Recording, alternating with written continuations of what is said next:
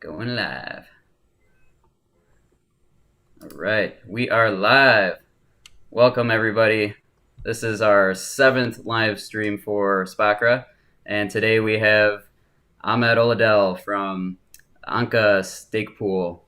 He's also one of our co-founders of SPOCRA, and he's new to the live stream series just because timing over where he's from is a little difficult. So we wanted to introduce him and talk about some perspectives that he has from Africa. So yeah, if you can introduce yourself, Ahmed, and tell us more about yourself and like your Cardano story and maybe about your stake pool as well. All right. Hi, Ron. So my name is Ahmed Oladele. Okay. From Oladele. Lagos, Nigeria. Um, I'm a software developer by profession. I've been a software developer for, let's say, around 12 years. I program the Java technology stack. So I work for a fintech company in Nigeria. I'm a father. Yeah, that's generally my background. Nigerian by birth and has always been a Nigerian. So my Cardano story, I started I heard about Cardano through the waste rating guys. I think sometimes in 2007, sorry, 2017 or 2018 rather. And since then, I've been following up with the approach that Cardano is taking, which is different from the other guys. That's the scientific and peer-reviewed approach where they go through rigorous research and peer review to prove and to actualize the concept of proof of stake. So when there was a survey that was done sometimes in 2019 about running a pool on the test nets. So I signaled my interests and I decided to follow up. So that was how it started. That was it. So my stake pool, So ANQA, you're talking about the ITN, right? The Incentivized yes, Test Network. yes, Okay, the cool. ITN. So before the ITN, there was a survey that was sent around that we had to fill a form saying how many ADA can we pledge and all of that. So I did all of that then. But I think the testnet did not start until 2019. And I was interested in it because the requirement to run a pool was quite cheap. In the sense that for the other blockchain platforms that I've heard of before then, you need a 16 gigabytes, 32 gigabytes, 64 gigabytes of RAM and all of that. And you know, for us as Nigerians, it's not easy for you to come by such amount of money to host or to buy a workstation and then host it for free without hoping to get your money back and all of that. So the fact that Cardano was preaching 8 gig RAM on the Raspberry Pi, all of that gingered me and made me really interested. So that was the reason why I followed up with it. And with my software development experience, I was able to run and to follow through the Telegram group to be able to catch up with the other guys. So I will use this medium to also thank Kyle again. Kyle Solomon, as Ada Frog. He and a guy called Chris. I think Chris runs the straight pool today. Yep, yeah, that's right. Both of them kept me in the ITN in the sense that during the ITN, we didn't have enough. I didn't have enough delegation. I had just like maybe 5,000 ADA then and all of that. But there was this initiative about bootstrapping pools, small pools. So where at every epoch, you delegate to a certain small pool, and then you leave it there for like 4 epochs, then you take it away, then you delegate again and all of that. So that is my Cardano story. And my pool name is ANQA, ANQA, ANQA is the Arabic spelling for phoenix, right? So if you look at the logo, it's a phoenix bird. And my slogan is rising from the ashes. It's a signal of hope where the myth about phoenix is that it's actually rise from nothing. So that's my story about Cardano. So ANQA, it's actually the Arabic word for phoenix bird. Well, that's interesting. So the Phoenix, was that something that you just thought of for the pool, or did you have inspiration from like something else that you had been doing before? Well, so my crypto journey started with Dragon Chain, with Ah, yours as well. So I had flair for mythical creatures like that, like dragon, phoenix, and all of that. So I just had to think in that direction. gotcha. Awesome. So what would you say is like the mission and vision of ANQA?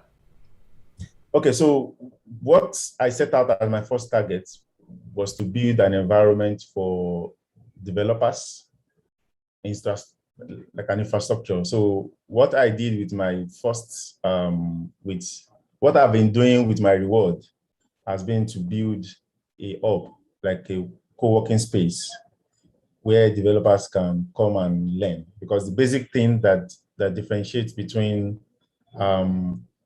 the developing world that I am from is the lack of infrastructures. So we don't have that much infrastructure. So what I've done the most is building. So I've successfully completed a 20 to 30 capacity workstation for developers to come, and also a small conference center where we could run an event and all of that. So the mission as of today is to make that center fully autonomous. I'm trying to set up solar panels so that it can run 24/7. And also, I intend to bring all of my nodes to the hub. So it runs from that center itself. So today, the business is functioning, but it's not fully autonomous yet. Still need to get funds here and there.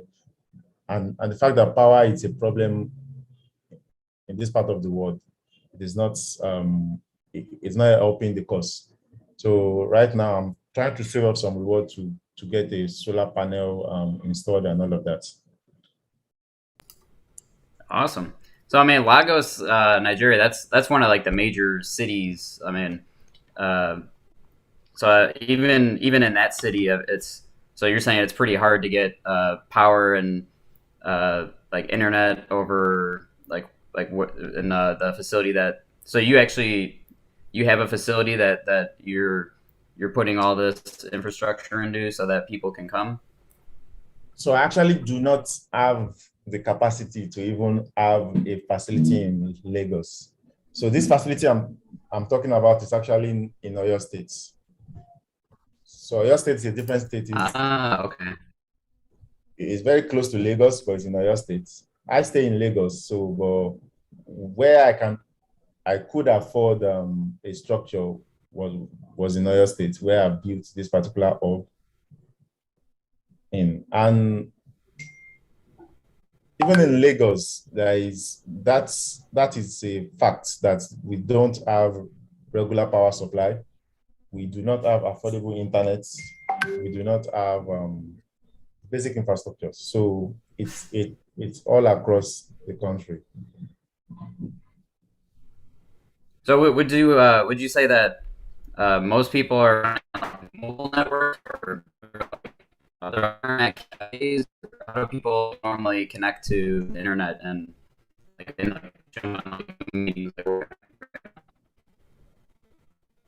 I would need you to take that again. I didn't get that. What's that? I didn't get your question. Can you take it again? Oh yeah, yeah, yeah. Okay. So I was asking like what is like the main mode for people to or main method for people to get online? Is it mainly like through mobile phones or like are there like I don't know if you're familiar with like internet cafes, but so like in the United States we like when we were first like connecting everybody like we had internet cafes and people could go there if they didn't have internet at their home and then you could Yes. just like pay for like an hour or but now I mean Wi-Fi is everywhere, so like you can just go to a Starbucks or like a McDonald's and you can connect for free, or so it's pretty widely available. I mean, so I'm just Okay. curious like how that is and where you're from. Okay. So the primary means of connecting to the internet today is through your mobile phone, which is through the base stations of your telecommunication operator. That's a network provider, but they are not reliable. It's not as strong as you would want. If you go to, so there are some locations, I would say some few locations where they have the ability to do fiber connection. It is only in those connections that you would have a very strong internet. But the primary means is through your telecommunication operator. We do have other dedicated internet service providers that are not telecom operators, but they are dedicated service providers. However, all of these are still not that affordable as of today. So, and we do not have Starbucks or equivalent of Starbucks that would make available their Wi-Fi for free. It's not possible. It's not possible. So it's because internet is still a very expensive commodity. Yeah, definitely. So it sounds like it would be a challenge for other if anyone else is like aspiring to become a stake pool operator. So I mean, from what I understand, you were the first stake pool operator to have a pool up and running in Africa. Like, uh, what would you say are like were like the main challenges for you to get up and I know like the ITN was challenging for everybody, but like for you specifically, what were like some of the main challenges, and then like what do you see as like big solutions to help other people that want to uh, spin up their own pools like in the future? Okay, I think there are two ways to look at it. So when I started the ITN, I did not have to think that I'm an African in the sense that I was hosting the servers or the node on the web, on the cloud. So I just went to a certain cloud provider, paid for servers for 6 months and all of that, since the ITN was going to run for 6 months. So I would think the cost as at that time was what would be challenging, but it was not because I was working. So I was taking a chunk from my salary to do all of that. And yeah, so that part, you wouldn't feel you being an African. However, when the game started, and if you were to look at it and to see what's the essence of um, blockchain, the essence of blockchain is to say it's a decentralized network where you would want to have your nodes in Africa. You would want to have your node in your room, or you want to have your node physically located in Africa. Then there comes the challenge. So the challenge there is, so for example, I was hosting a 16 gig RAM server on a certain ISP online. I was paying roughly around, I'll say $30 every month or $40. I'm not sure of the exact value. And if I was to do that in Nigeria here, to go to a co-location center and say I want to host a 16 gig RAM, I'll be paying around $100 or $150, right? So for me to bring down my servers here locally is where the part of being an African will then come in, where it's now much more expensive for me to run, right, from Africa. However, as of today, there is no incentive for you to actually run your node from Africa. there is no incentive, meaning the network does not reward you or does not pay you to run your node in Africa, right? So it doesn't really count, really, where your node is really running from. However, what I've done is I've bought, I run the first Nigerian node sometimes in December or November last year, where I bought a Raspberry Pi and I bought some small solar panel where I'm running it based off my internet. I subscribe to a static IP from the provider where I'm paying a certain amount per month for. It's actually negligible.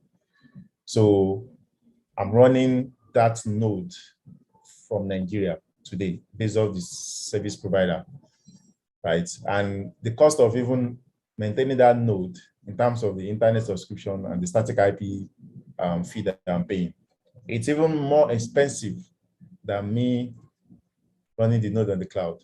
But I just had to say I need to represent Nigeria on the map. So I remember when we were starting, some guys were coming up, especially the other pool guys. They were always showing a map of the staple operators, and I will see that Nigeria especially is dark, meaning there is no relay there. So for me, it was a challenge for me to say no. I must ensure that I lighten up Nigeria. So what I did was to quickly set up two nodes in Nigeria.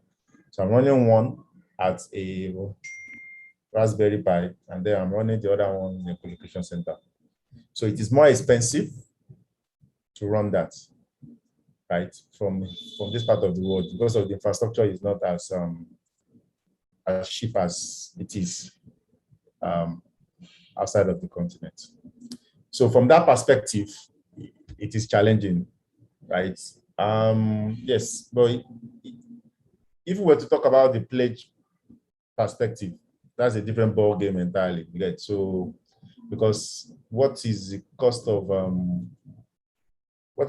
living of Nigerians today, as an example? How many Nigerians, as in the average salary, the average net worth of a Nigerian, I'm not sure it's up to $10,000, right?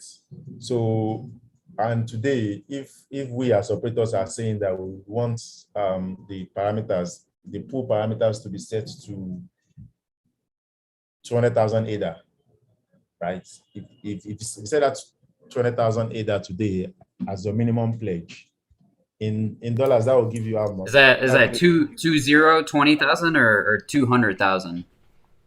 200,000. 200,000. Okay, yeah, that's a big jump.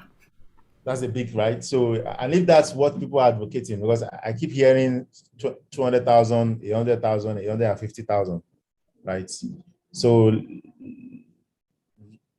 let's assume that we are saying that it's 100,000 ADA as your minimum pledge. If you're running 100,000 ADA as a minimum pledge, if I'm to translate that to what it will be in Nigerian nairas today, if an ADA is $2.80, right? That would be 280,000 roughly, right? And in naira today to a dollar is around 520, right?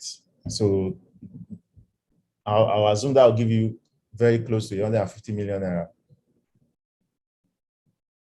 That'll give you close to 150 million naira. And as a Nigerian, if you have 150 million naira, you are a big man, you are a millionaire. So because the average salary is around 100,000 naira, 200,000 naira, 300,000 naira, which means in a year you'll be earning like 3 million. So, and it would cost you quite a fortune. So in that regard, I'm trying to catch what you're saying. You're saying era, is that the currency in Nigeria? naira, Naira. Okay. Naira, And okay, gotcha. naira. So I think from an African's perspective, if we would want other Africans, except, so we do have some African pool today, right? We have POA, we have Smile, we have Zoe, and we also have Zod as well, and some other ones, right? But these are the guys that started when the data price was not that much. But if we would want to encourage more pool operators, I'm saying the pledge has to be taken into consideration. It has to be taken into consideration, and also I would say that the location of your node should matter. There should be some form of reward for you to say, I'm running my node from this part of the world, because it is much more running, it is running on a much more expensive infrastructure, something like that. So the playing field is not level. It's not the same. It is Right. easy. It is easy for someone like me and maybe some of the other operators, because we started when it didn't really, as a network effect was not this much, but now we're gaining traction.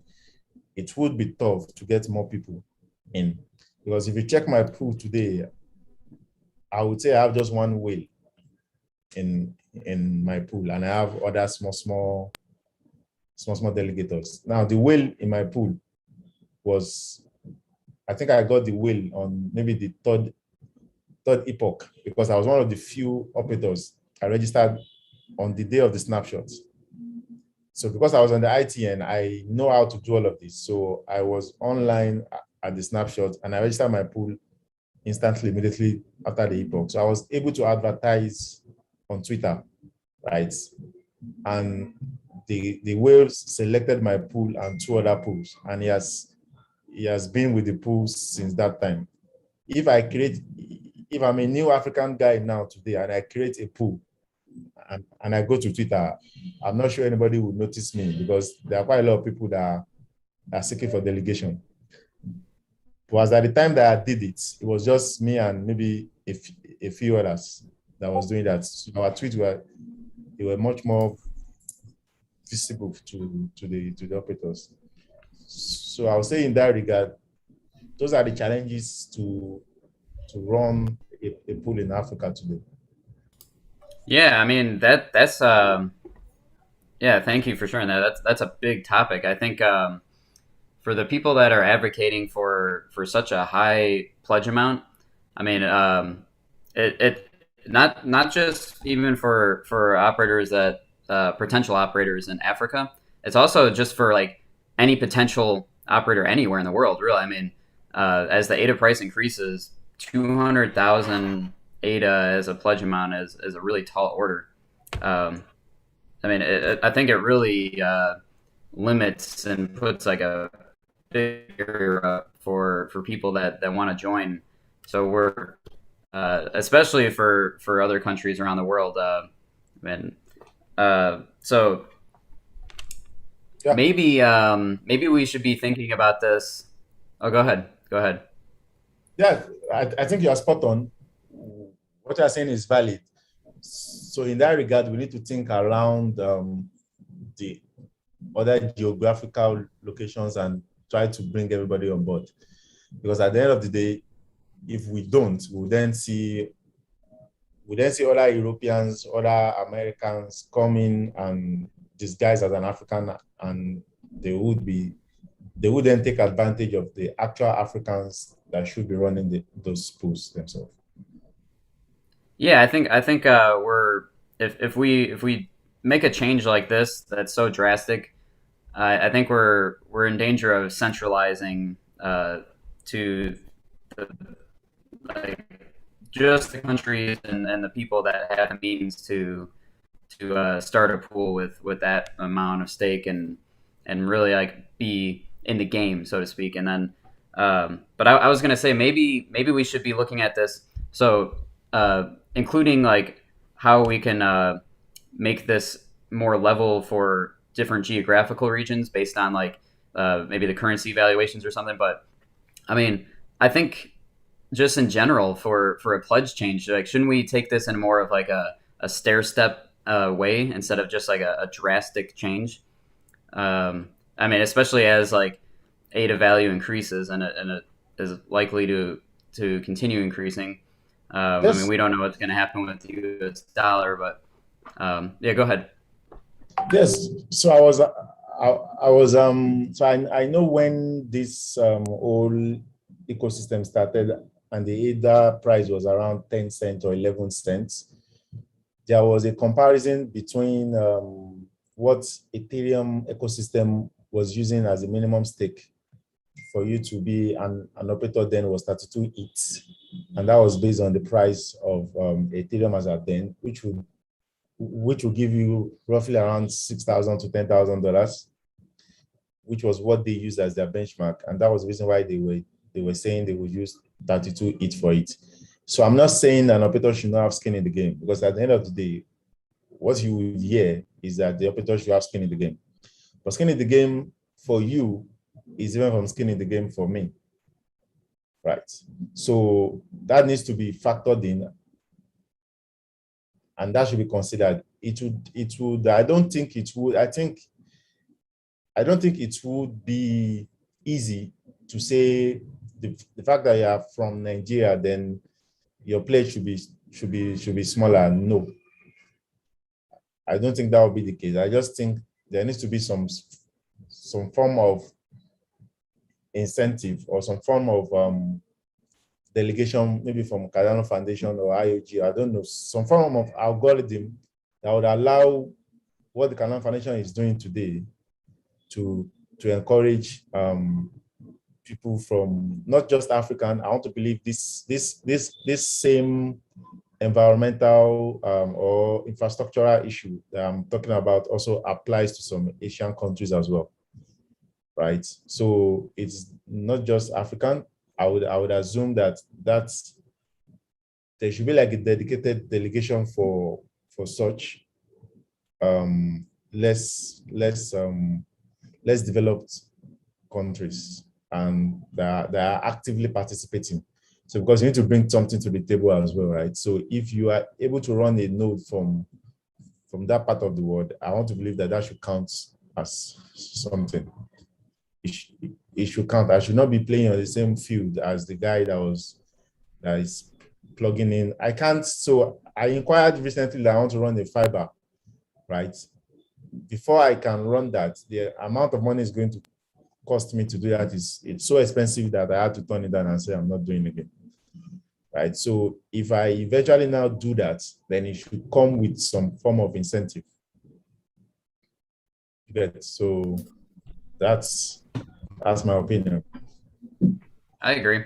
So you're basically saying something set up using treasury funds, possibly so that we have like a dedicated bootstrapping to cover like the minimum deposit and then like the pledge costs, so that people that have ideas that can benefit others in the ecosystem can actually create a viable business with a stake pool operation in these countries. That it's, I mean, really, I mean, if we up the minimum viable pledge to 200,000, we're gonna shut out many potential operators and really all around the world. I will shut down my network and I'll go and sleep.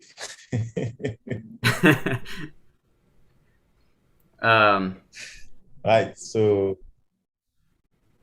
what do you think about like a curve, like a gradual curve for pledge increasing over time, instead of like just like one change, and then it's just like a fixed pledge amount for everybody? What do you think about that?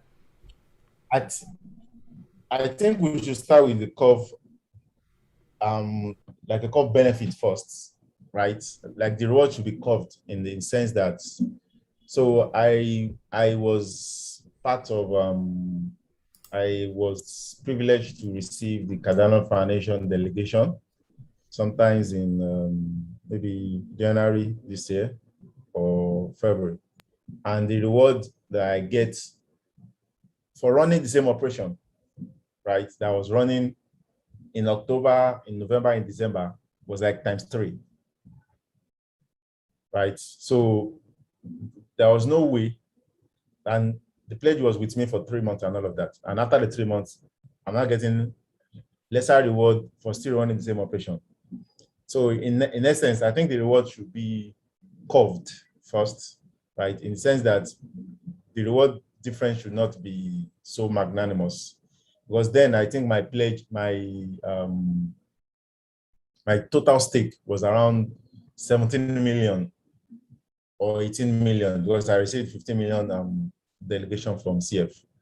And I was getting the reward of ADA of like 1,000 ADA or so per epoch for that period of 1 month, or was it 3 months actually? And I was still running the same set of nodes and the same operation. Now that I have 2 million ADA in my node, the reward I get compared to what I was getting then, I think is too magnanimous. So I think what it simply means is that the top guys, the top operators would continue to remain top if the reward is still is too distant. I would assume that the reward should be curved first. It should be like the distance should not be so significant, right? And the problem that will cause, right, is that the top operators will then spin up more pools, right, and all of that.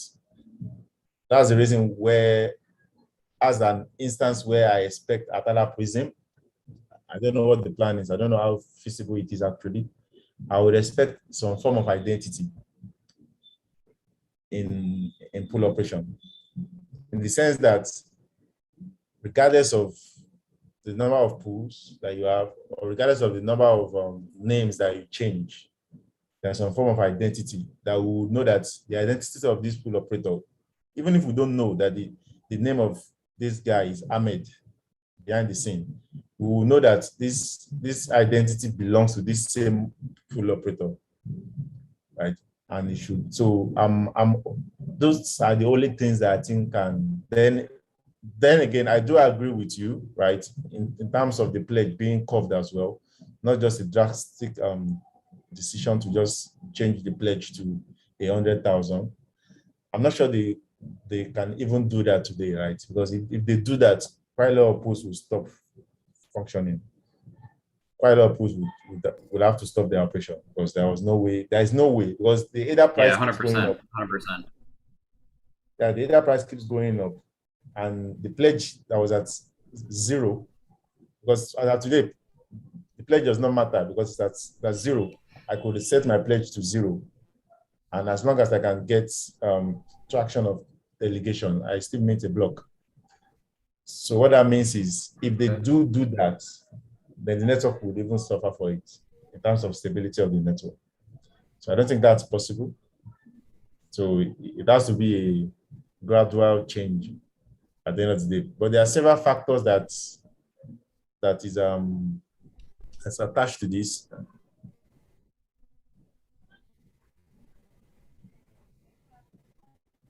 Yeah, that's for damn sure. So I think so. You mentioned that there's advocation for changing this curve factor to 200,000. I think that's more from some of the players. I don't know how much IOG has been really commenting on that, provide feedback from that. But I think one of the things that we can do to help this is, I mean, one, we're doing it now. We're talking about this, putting our perspectives out. Maybe we can approach IOG in a way that they can share their research that they're doing, maybe working on models that if they just made this drastic change, it would have a negative of pools having to shut down because they can't attain that pledge amount. I mean, it's just a fact. So so I can't imagine that they're going to go and do that. But I think at the same time, the community, we need to have an informed decision for how uh, uh, the more that we can be like in communication with FGs, like understanding like what like their thoughts are, so that we can have like a rational conversation and not just a lot of emotion around this, right? Because like as we've seen, Twitter can get pretty emotional, and Yes. I think yeah. Um, so maybe we set up something so that we can like collectively bring all our ideas around this together and really have a container where we have this sit down with IOG, so that we can have this back and forth communication to understand how this is going to happen. Because I think there's still a lot of uncertainty around what's going to happen and just speculation at this point. Yes, I totally agree with you. I think we should find a way to maybe get this to the front burner for IOG. I also am aware of the other speculation around IOG also reducing um, the main fee, the minimum fee for a pool. If Right. that also causes a race to the bottom as well. I do agree when all of this started and the ADA price was 10 cents, 11 cents, 12 cents. So your 340 was definitely less than $100. But these days your 340 is like you're getting almost a $600, $700. So if the price remains the same, then it's fair enough to reduce the minimum fee. But at the end of the day, some people's so we have had to, for example, to increase my computing power for my node, because for some reason I actually run five relay nodes. That's what I run. And the reason why I do that is because I want to have two nodes in Nigeria. And the fact that I cannot guarantee power supply to the nodes, I cannot guarantee internet stability to the nodes, and I do not want to miss a block. So I still need to run two additional nodes on the cloud, right? So and Have that recently I've had redundancy. to, That makes sense. yeah, exactly. So and recently I've had to increase the computing power because of Alonso to quite, I had to increase one to 32 and some other ones from 8 gig to 16 gig. Just to, so what that means is that my monthly subscription has also gone up and all of that. So I would say all of this needs to be carefully adjusted, and they should take into consideration pools that are running outside of the comfort zone that you are in, for example, run. So I liked your idea about so you put out an idea about how we can help potential SPOs like onboard them, especially ones that would have something to offer the rest of the community with like a dedicated like bootstrapping.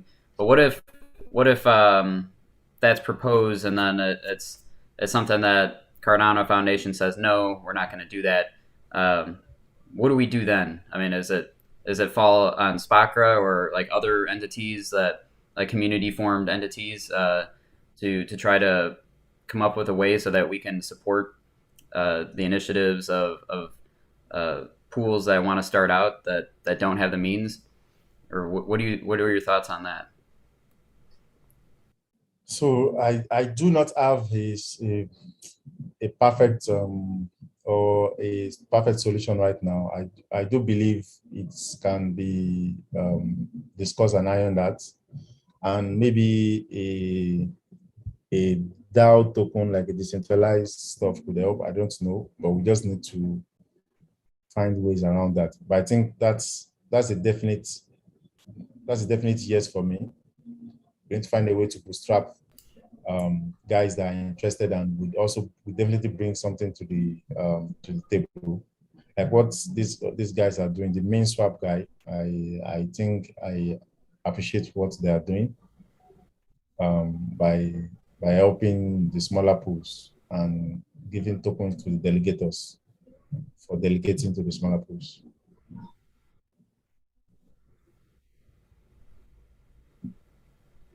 Yeah, because I wonder if how much we would feel the effects in the network if let's just say half of the pools that are running right now, that they're just running. A lot of them are running at a loss. I mean, they're not even producing blocks and covering the cost to run their pools. So like, what would happen? Like, how would the network feel this? And is that something that we want to help support so that we increase the number of pools, or like are we okay, like as an ecosystem, as all of us participating in this, like okay with the network losing half of the pools and the decentralization? So um, that's something like that. I don't know. Oh, go ahead. Yes, so I do think that today quite a lot of people are running the nodes connected to the other node, even if the other node is not producing a block. And I think as of today, we have 3,000 pool operators or more. And if we have 3,000 operators, you can be guaranteed that you have about 2,500 maybe active with their nodes and all of that. So if, for example, the guys that are running at loss today do go down for any reason, it will definitely decrease the network level, meaning people will miss a lot of slots because the peers you are connected to are actually down and are not updated. Because a lot of people run their topology privately. Quite a lot of people don't run their topology using the topology updater, for example. I do understand. Right. I do understand that's a problem that the P2P is going to solve, right? But as of now, P2P is not on mainnet. So, like I said, it's not going to be an advantage of the network to encourage the operators to shut down. So the fees, the pledge, and all of that has to be carefully adjusted, has to be semantically or scientifically proven to be adjusted.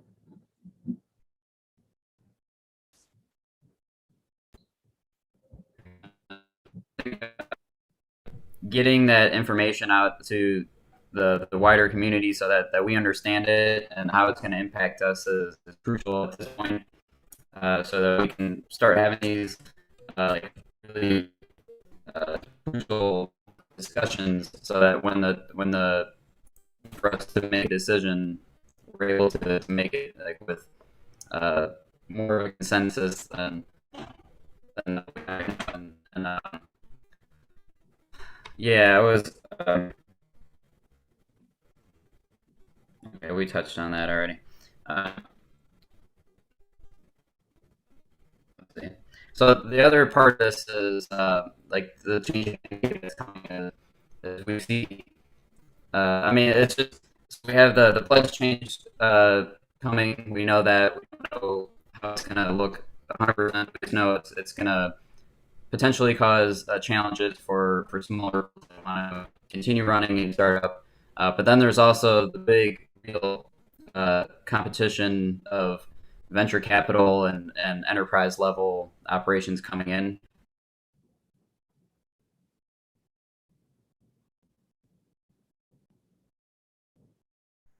I think I lost you. Yeah, I lost him as well. I think Ron fell off. Okay. Okay. Hi, John.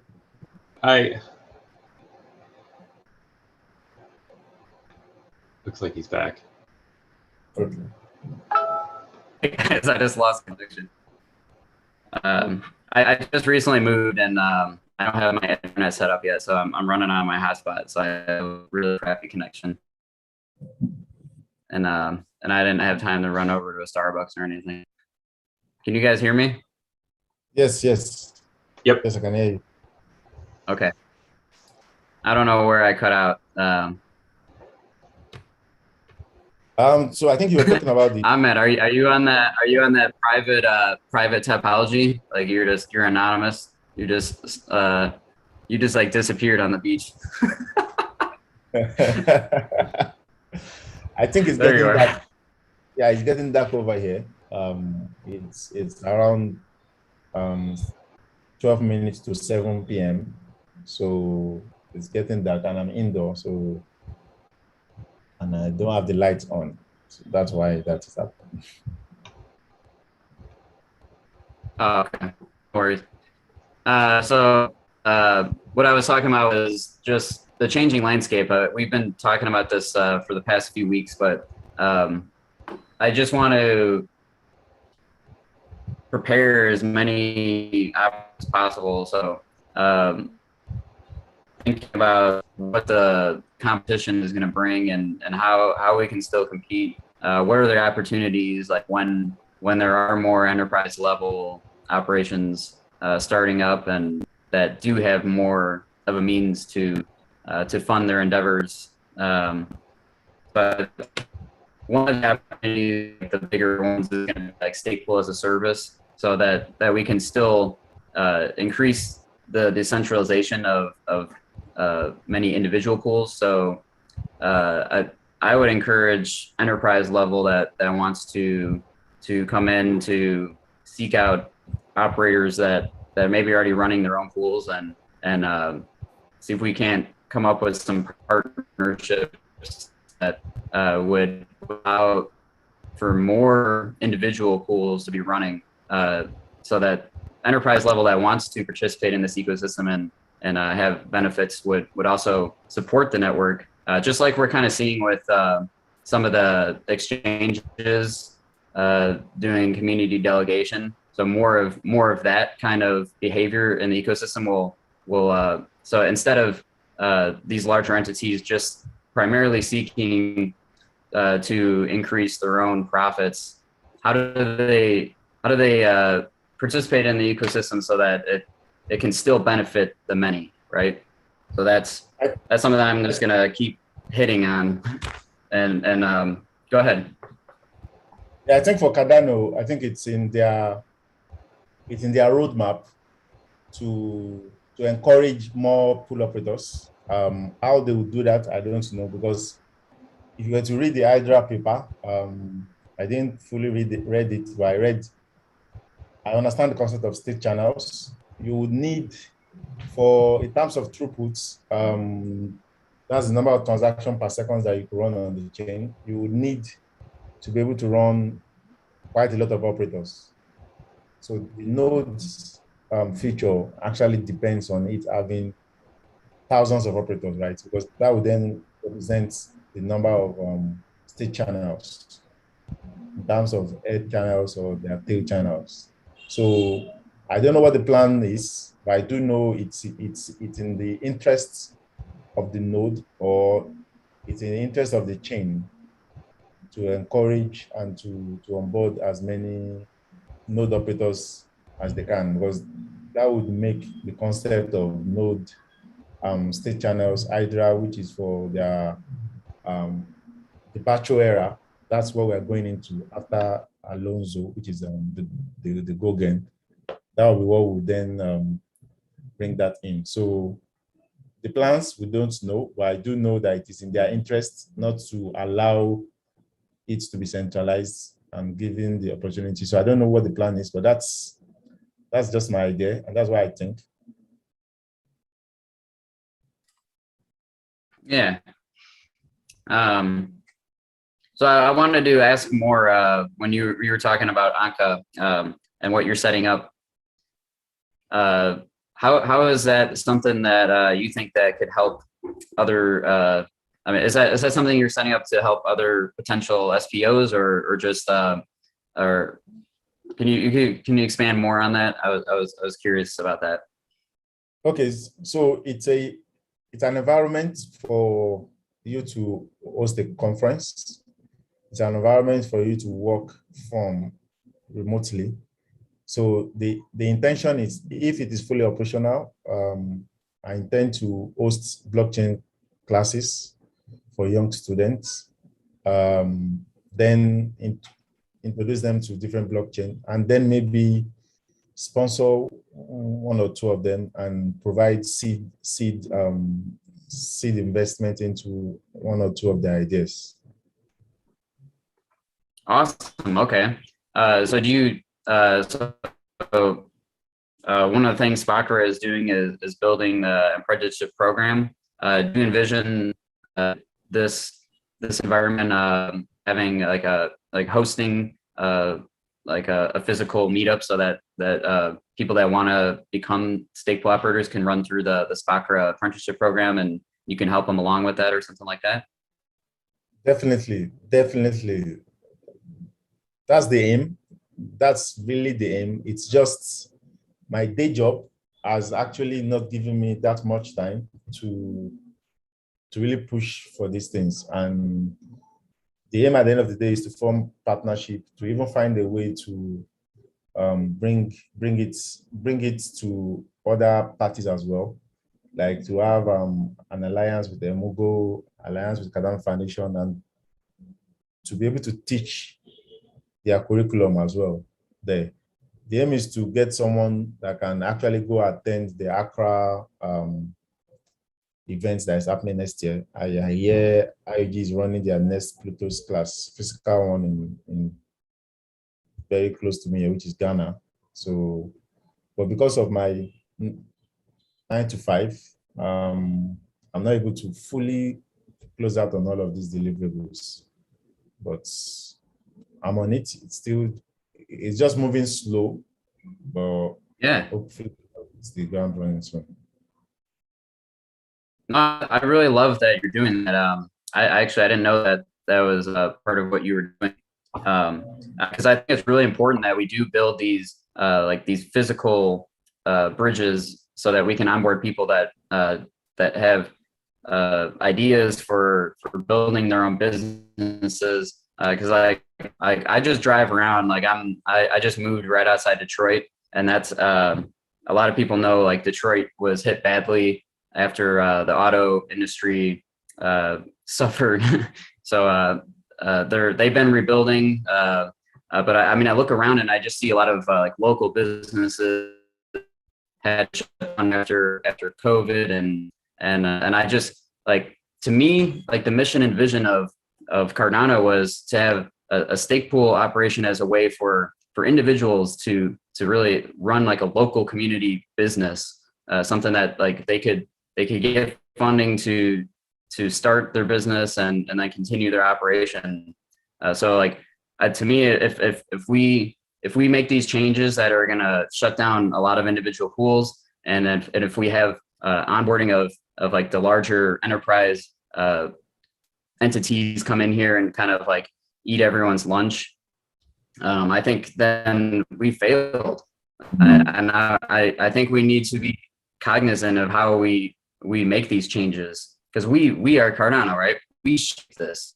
So I think us, I mean, initially having these discussions, but taking the action so that we shape it is really important, because this is our network. This is how like we're gonna liberate humanity. So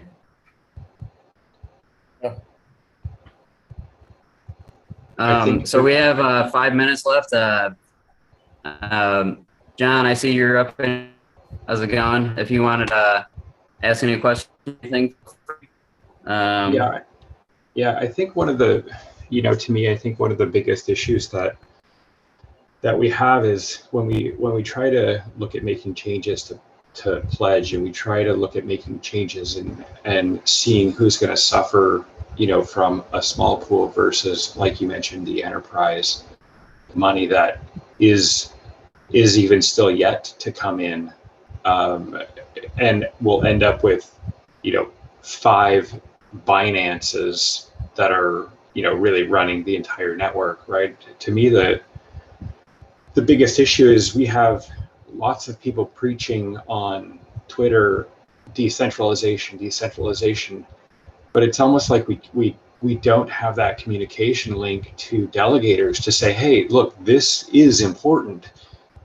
but to me, the fundamental problem is how do we reach those people that still have their money on Binance? How do we reach those people to tell them, hey, we need decentralization. We need you to get out of 1%. We need you to get out of Binance. We need you to get out of these sort of corporate pools, but we have no communication link into them to do that, right? And so how do we educate these people that are buying into it, even just as like it's, call it $100 share, 1,000, like investors who are just looking for either a quick gain, monetary gain, and don't care about the network. How do we educate them to care about the network, to know, hey, we need you to delegate to a single pool operator. We need you to delegate because this is your responsibility, right? But there is no communication method to them, right? So, and maybe it's something that we can figure out how to push a communication to delegators through wallets, or at least then we start educating those that have already delegated to single pools. But I don't know. To me, I think one of the fundamental problem is we don't have delegators educated enough to know their responsibility for helping decentralization. Yeah, you're spot on. I'll get off my soapbox. Sorry. That's I was thinking that too. But maybe more than just communication, it's all about game theory, right? I mean, it all has to be incentivization. So how do we, and I think it is, I think you're right. I think it's through the wallets. So there's been talk about like portfolios, so that delegators can select multiple pools. So I know that's coming, that kind of stuff, but is that going to be enough? And then I think it's I don't know if it's a call level incentivization that needs to be incorporated, or if it's enough to just have these ways that delegators can see that, hey, when I support these pools, then it's going to come back and benefit me in the long run, and it's going to support the network. But go ahead, John. Yeah, I agree. And I think what worries me about these changes for, the rewards and the minimum fees, and we're I think no matter what changes they make, there's going to be a downside, right? I mean, look at the Binance pools. They have pledges of 2, which I mean is awful. And you see that, like, if you follow their pools, you see the games that they're playing too, right? They're moving their stakes in from pools that have already been pulled up in the ranks. Now they're sort of reallocating to newer pools in order to push them up into the ranks, so that they're trying to take over, the minimal or the maximal amount of slots they can. And for example, in the dataless rankings, which we all know suck, but yep, I don't know. It's people in power aren't going to want to give up that power very easily, and this is going to be fighting an uphill battle, I think, for forever. I don't know. So it's how do we as a community, because I mean, at the end of the day, we will have the voting power, the community, and how do we come up with ways that we will be able to spread power to the edges, and it's not all still centralized, because we don't want to repeat history, right?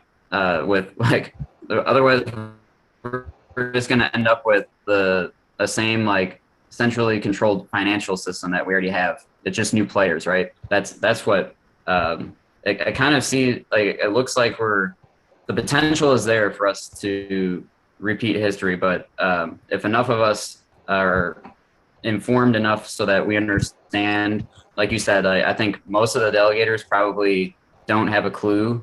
So if it is like through wallets, like to communicate this or create like games or just even like NFT stuff or some way to incentivize people to really care about, and even if they don't care, they only just care about like, hey, I'm gonna get this cool NFT or something. I mean, how do we come up with ways like that, so that it benefits everybody? I think having Twitter and Telegram be the only communication methods for SPOs to communicate with delegators is going to hinder the entire network for a very long time.